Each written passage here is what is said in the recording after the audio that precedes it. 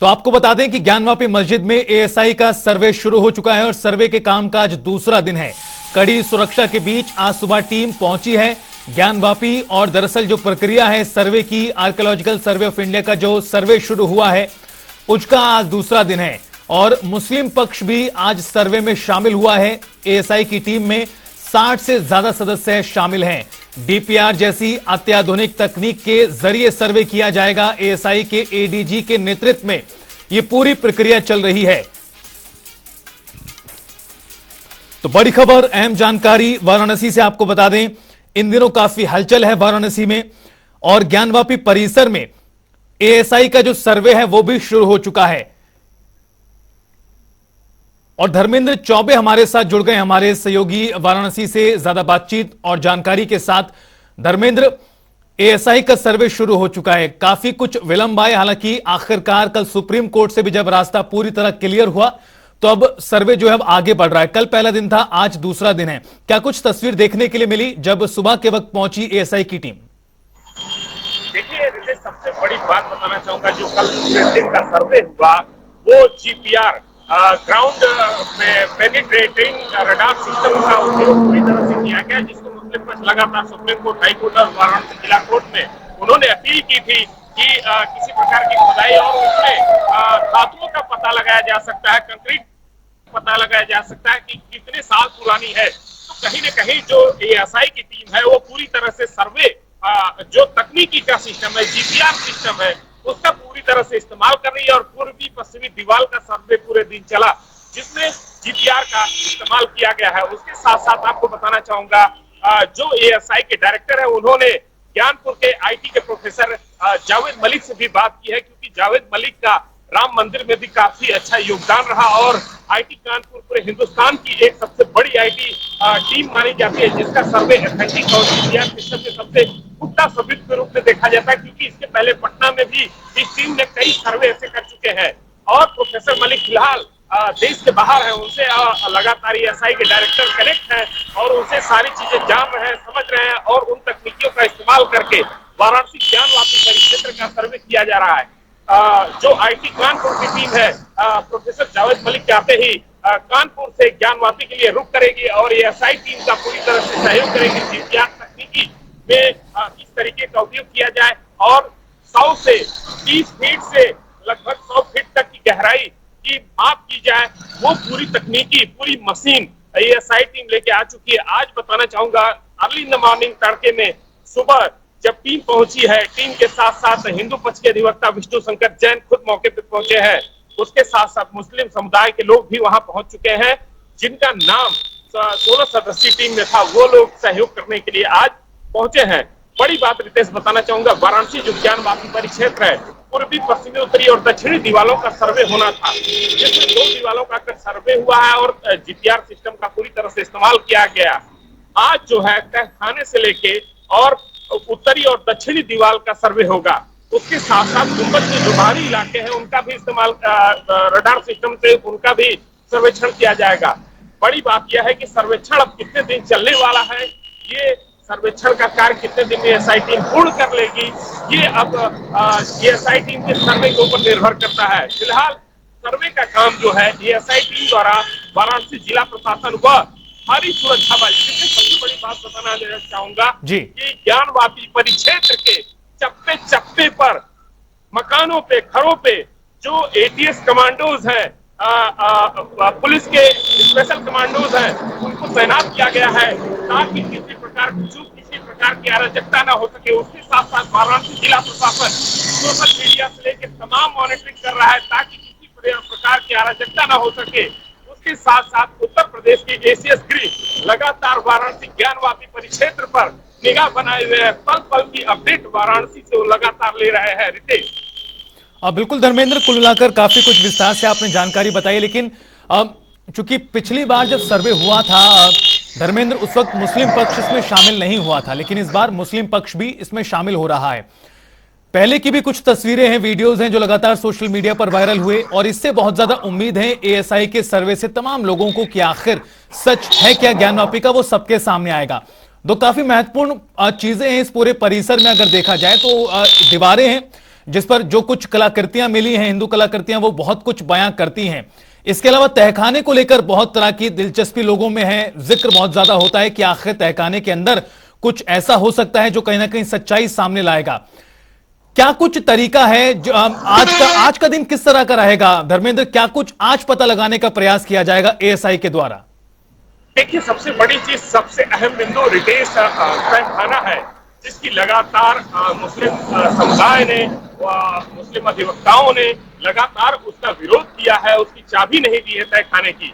अब देखने वाली बात यह होगी कि क्या तहखाने की चाबी आज एएसआई टीम और जिला प्रशासन को मसाजिद कमेटी और जो अधिवक्ता है कोर्ट के, वो उसको सुपुर्द करते हैं या नहीं, क्योंकि कल लगातार उस चाबी की मांग की जा रही थी और वो चाबी सुपुर्द नहीं की गई, जिसके वजह से तहखाने की जो सर्वे की बात हो रही थी वो नहीं हो पाया था। बड़ी बात यह है कि तहखाने में जिस तरीके का हिंदू पक्ष दावा कर रहा है कि व्यासपीठ से लेके तमाम ऐसे हिंदू चिन्ह है, तमाम ऐसे प्रतीक हैं जिनको दबाया गया है, कुछ ऐसी दीवारें हैं जिनको बंद कर दिया गया है, तो किस तकनीकी का इस्तेमाल एएसआई टीम करेगी कि ये पता चल सके कि वास्तु स्थिति तहखाने के अंदर क्या है, आखिर तहखाने में कौन से ऐसे राज छुपे हैं, कौन से राज छुपाने का प्रयास समुदाय के लोग कर रहे हैं। क्योंकि जिस तरीके से दावा लगातार दोनों पक्षों ने किया और हिंदू पक्ष लगातार तहखाने की बात और ज्ञान माफी जो इसके पहले की कमीशन की कार्रवाई रितेश हुई थी, उसमें तमाम ऐसे चिन्ह मिले, तमाम ऐसे बिंदु मिले जो वीडियोग्राफी फोटोग्राफी के माध्यम से लीक हुआ, वो सामने समाज के आया और उसके साथ साथ उसके जो दावे किए जा रहे थे वो चीजें देखने को मिली। तो कहीं न कहीं जो ये चीजें देखने को लगातार मिल रही है, उसके साथ साथ कुछ पुरानी ऐसी तस्वीरें निकल कर आ रही हैं जो सनातन संस्कृति के चिन्ह प्रतीक बिंदु ऐसे देखने को मिले हैं, जिसका कल सर्वे होने के बाद हिंदू पक्ष की वादनी जो थी राखी सिंह, लक्ष्मी सिंह और सीता साहू ने ये भी कहा। बिल्कुल धर्मेंद्र, हिंदू पक्षकारों के कई दावे हैं और काफी कुछ उनकी ओर से माना जा रहा है। इन तमाम सवालों का जवाब निश्चित तौर पर इस पूरे सर्वे की रिपोर्ट में होगा। जब सर्वे की रिपोर्ट बाहर आएगी पूरा सर्वे हो जाएगा। बहुत बहुत शुक्रिया आपका धर्मेंद्र, तमाम जानकारी विस्तार से देने के लिए। उधर भारतीय जनता पार्टी का आज प्रशिक्षण अभियान शुरू हो रहा है। निकाय जिला पंचायत को प्रशिक्षित किया जाएगा, क्षेत्र पंचायत प्रधानों को किया जाएगा प्रशिक्षित। गाजियाबाद से कार्यक्रम की शुरुआत होगी। प्रदेश अध्यक्ष भूपेंद्र चौधरी भी कार्यक्रम में शामिल होंगे। तो बड़ी खबर आपको बता रहे हैं, दरअसल 2024 के लोकसभा चुनावों के मद्देनजर भारतीय जनता पार्टी अपनी जो तैयारियां हैं उसको और आगे बढ़ाने का काम कर रही है। भाजपा को उत्तर प्रदेश से बहुत ज्यादा उम्मीदें हैं और इसी को लेकर कोई भी कोर कसर छोड़ी नहीं जा रही है। बिल्कुल ग्राउंड लेवल से काम जो है वो आरंभ किया जा रहा है, किया गया है। और इसी के तहत आज आपको बता दें जो प्रशिक्षण कार्यक्रम रहने वाला है, जिसकी शुरुआत गाजियाबाद से हो रही है।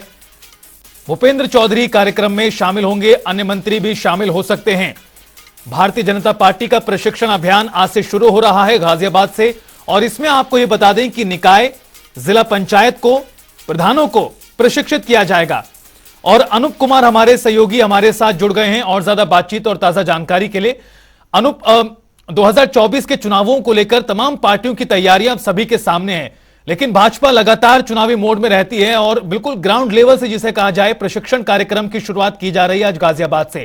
किस तरह से आप देखते हैं, क्या कितना महत्वपूर्ण है जो तमाम कार्यक्रम किए जा रहे हैं और खासतौर पर आज का प्रशिक्षण कार्यक्रम? क्या कुछ प्रशिक्षित करने का प्रयास भाजपा करेगी अपने कार्यकर्ताओं को, पदाधिकारियों को? बिल्कुल रितेश, आपने भारतीय जनता पार्टी चुनाव की लगातार तैयारी चल रही है।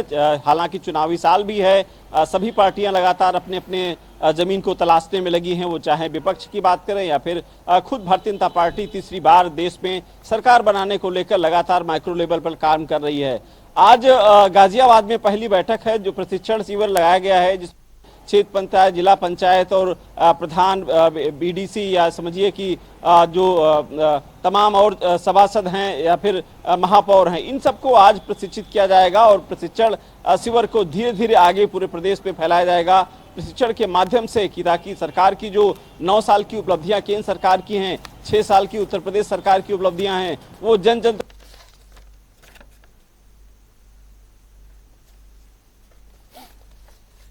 तो आपको बता दें कि जो सरकार की जन कल्याणकारी योजनाएं हैं और जो तमाम योजनाओं के जरिए जनता को लाभ मिला है उसको और आगे किस तरह से विस्तार दिया जाए, उसकी जानकारी जन जन तक पहुंचाई जाए, इस बात की जानकारी हमारे सहयोगी अनूप कुमार दे रहे थे। आपको बता दें कि प्रशिक्षण अभियान की शुरुआत भाजपा कर रही है और कार्यक्रम की शुरुआत हो रही गाजियाबाद से। अनूप एक बार फिर हमारे साथ जुड़ गए हैं। जी अनूप, अपनी बात पूरी कीजिए।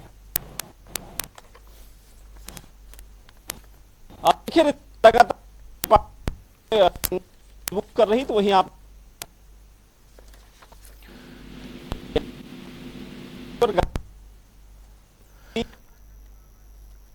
माफ कीजिएगा अनूप, आपकी आवाज ठीक तरीके से नहीं आ रही है। ये बड़ी खबर लगातार अपने दर्शकों को बता रहे हैं। दरअसल माइक्रो लेवल पर जो कार्यक्रम है प्रशिक्षण का, उसकी शुरुआत की गई है।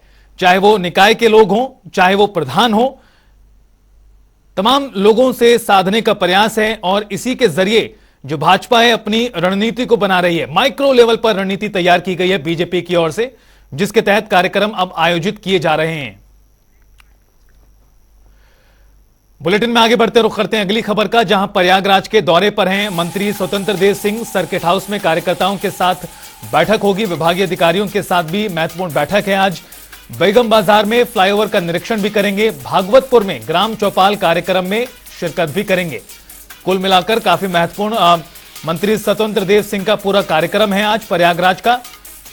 अलग अलग कार्यक्रमों में वो शामिल होते नजर आएंगे। बड़ी खबर, अहम जानकारी इस वक्त की आपको दे रहे हैं।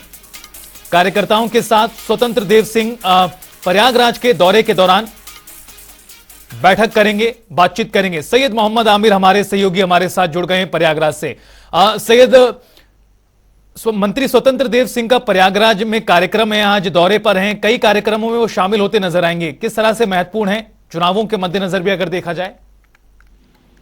जी बता दें, चुनाव से पहले ही जैसे कि स्वतंत्र देव सिंह आज प्रयागराज पहुंचेंगे। चुनाव को लेकर अगर बात की जाए तो वे यहाँ पर बेगम बाजार जो फ्लाईओवर है 2 लेन का, उसके निर्माण कार्य का आज वो जायजा लेंगे। उससे पहले वे सर्किट हाउस में करीब 12:30 बजे पहुंचेंगे और जहां पर वे अपने पार्टी के कार्यकर्ताओं, संगठन के लोगों के संग बैठक करेंगे।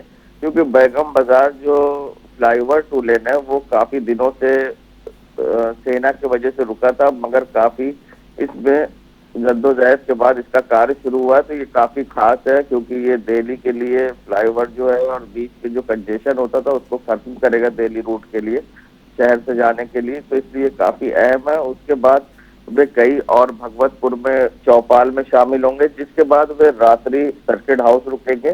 जैसे कि कल पीएम मोदी यहाँ पर वीडियो कॉन्फ्रेंसिंग के माध्यम से पूरे भारत में 508 रेलवे स्टेशन के पुनर्विकास कार्य के शिलान्यास का करेंगे, तो उसमें कल स्वतंत्र देव सिंह भी शामिल हो सकते हैं। और साथ ही डिप्टी सीएम केशव प्रसाद मौर्य भी कल प्रयागराज पहुंचेंगे, जो इस कार्यक्रम में शामिल होंगे और बैठक भी कार्यकर्ताओं के संग करेंगे। जी चलिए, बहुत बहुत शुक्रिया सैयद तमाम जानकारी देने के लिए। तो काफी कुछ आज के कार्यक्रम में रहने वाला है मंत्री स्वतंत्र देव सिंह के, और इसी के तहत ना सिर्फ पार्टी कार्यकर्ताओं के साथ मुलाकात करेंगे, चर्चा करेंगे, बल्कि बेगम बाजार में जो फ्लाईओवर है उसका भी निरीक्षण करते हुए दिखाई देंगे। तो वहीं लखनऊ विधानसभा के डिजिटल कॉरिडोर का कल उद्घाटन होगा। मुख्यमंत्री योगी आदित्यनाथ इसका उद्घाटन करेंगे। विधानसभा के अध्यक्ष कार्यक्रम में आपको बता दें मौजूद रहेंगे। गैलरी की दीवारों पर ऐतिहासिक पलों की जो तस्वीरें हैं वो लगाई जाएंगी। लखनऊ से बड़ी जानकारी, अहम खबर,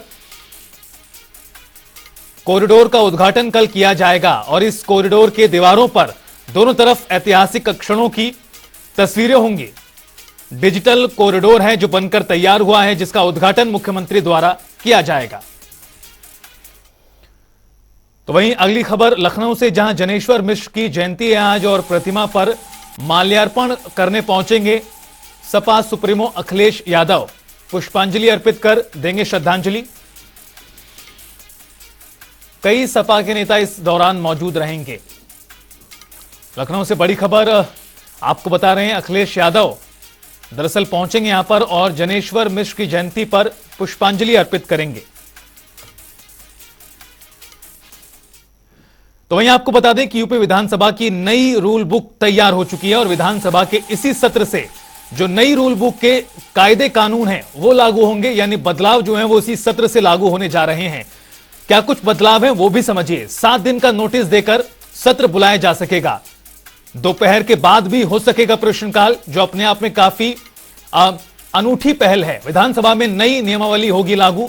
64 साल पुरानी नियमावली हटाई जाएगी। 64 साल के बाद यह नई नियमावली आ रही है, जिसके तहत काफी कुछ बदलाव अब देखने के लिए मिलेंगे विधानसभा की कार्यवाही में। तो वहीं रायबरेली रेलवे स्टेशन का सौंदर्यीकरण किया जाएगा। अमृत भारत स्टेशन योजना के तहत इस स्टेशन का नवीनीकरण होगा। प्रधानमंत्री नरेंद्र मोदी कल इस कार्यक्रम का आपको बता दें शिलान्यास करेंगे। वीडियो कॉन्फ्रेंसिंग के जरिए शिलान्यास किया जाएगा रेलवे स्टेशन के नवीनीकरण कार्य का।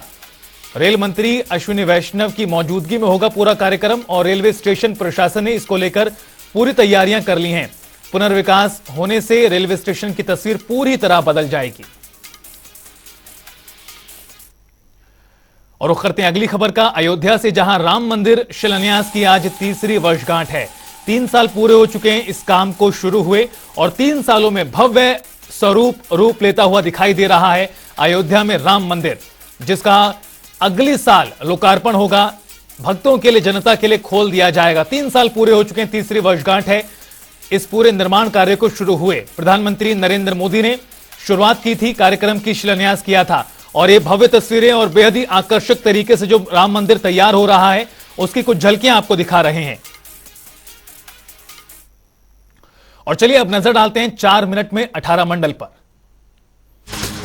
झांसी में 11 साल पहले खरीदी गई जमीन पर नगर पंचायत मेले के लिए बना रही रास्ता। पूर्व चेयरमैन और एक व्यापारी ने खरीदी थी जमीन। राहुल गांधी को लेकर सुप्रीम कोर्ट के फैसले पर कांग्रेस पार्टी के कार्यकर्ताओं में जश्न। सुप्रीम कोर्ट से राहत पर भावुक हुए महासचिव। मिर्जापुर में डॉक्टर काशी प्रसाद जायसवाल की पुण्यतिथि की पूर्व संध्या पर संगोष्ठी का आयोजन। मुख्य अतिथि के रूप में शामिल हुई जिलाधिकारी दिव्या मित्तल। अलीगढ़ में अस्पताल संचालक के साथ 4 लाख की लूट। बैंक से पैसे निकालकर ले जा रहा था युवक। सीसीटीवी में कैद हुई पूरी वारदात, एक गिरफ्तार। अमृत भारत योजना के तहत होगा रेलवे स्टेशन का कायाकल्प। उत्तर प्रदेश के तकरीबन 55 रेलवे स्टेशनों का हो रहा है रीडेवलपमेंट। 7 स्टेशन प्रयागराज मंडल के भी शामिल। संत कबीर नगर में तेज रफ्तार बाइक में जोरदार टक्कर। मौके पर युवक की दर्दनाक मौत, 2 लोग गंभीर रूप से घायल। आजादी का अमृत महोत्सव के साथ मेरी माटी मेरा देश कार्यक्रम को लेकर बदायूं के जिलाधिकारी ने की पीसी। कार्यक्रम की रूपरेखा पर विस्तार से चर्चा हुई। बदायूं में संदिग्ध परिस्थितियों में 7 महीने की बच्ची की मौत। भाई ने भाई पर लगाए हत्या के आरोप। दोनों भाइयों के बीच चल रहा था जमीन को लेकर विवाद। मौके पर पहुंची पुलिस। संत कबीर नगर में विधायक अनिल त्रिपाठी ने किया नए पंचायत कार्यालय का उद्घाटन। इसी भवन से होगा अब नगर पंचायत का कार्य। कार्यक्रम में नवनिर्वाचित अध्यक्ष, अधिशासी अधिकारी समेत अन्य लोग रहे मौजूद। अलीगढ़ में लापता युवक की नहीं हो रही बरामदगी। लोगों ने NH 91 मसूदाबाद चौराहा किया जाम। आक्रोशित लोगों ने की नारेबाजी। कानपुर में पुलिस के हत्थे चढ़े 2 अपराधी। चोरी की वारदात को दिया था अंजाम। कार शोरूम को बनाया था अपना निशाना। और फिलहाल इस बुलेटिन में इतना ही, रुकेंगे एक ब्रेक के लिए। आप देखते रहिए जनता टीवी।